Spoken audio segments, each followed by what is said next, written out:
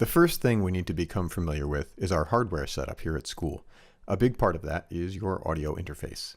This device allows you to monitor the output of any music you create and allows you to input audio via microphone, guitar, or any other instrument that you plug in. Since the audio interface works with all of the audio software here at school, and many different students use different software in the lab, you may find yourself reconfiguring these settings from time to time. This is where your headphones go. The Tascam has a 1/4-inch stereo phono jack for your headphones, and you may need an 1/8-inch stereo adapter to plug in your headphones. Headphones are not all created equal. Check out these different types of connectors. There are basically 3 types. Take a look at your headphone connector and identify which one you have.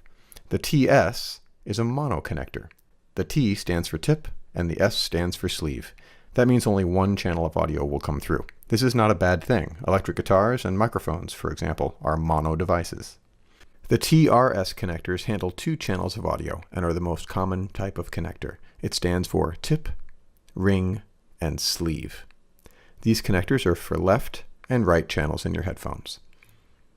The TRRS connector stands for tip, ring, sleeve, and it can handle 3 channels of audio: left, right, and a microphone. Newer earbuds come with this kind of configuration, and they are pretty handy for talking on the phone. However, TRRS connectors will not work properly with your audio interface, as this Tascam is only designed for TRS. Moving on.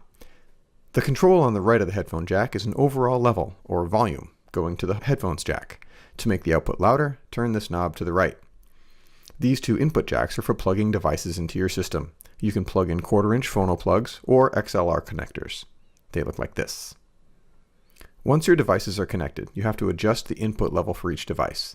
It's best to do this by keeping the level down at first and then gradually bringing the level up while you play the instrument or speak into the mic. You'll want a little green flickering of the light here, indicating a good level.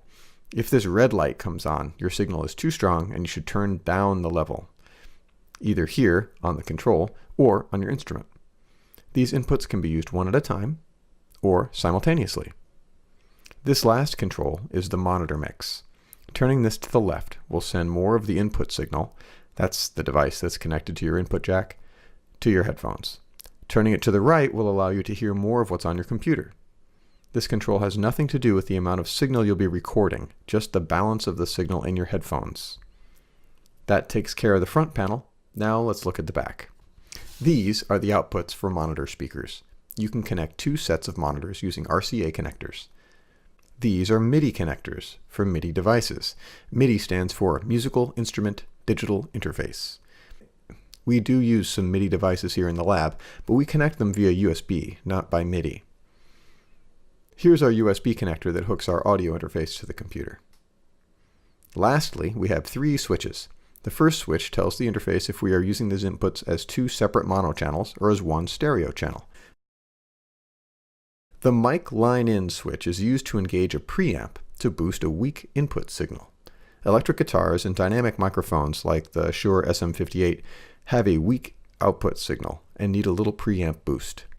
If you are using a line-level device, something that already has a fairly strong signal like an electric keyboard or the output from an iPad or an iPhone, set it to line level and you'll avoid amplifying the signal twice.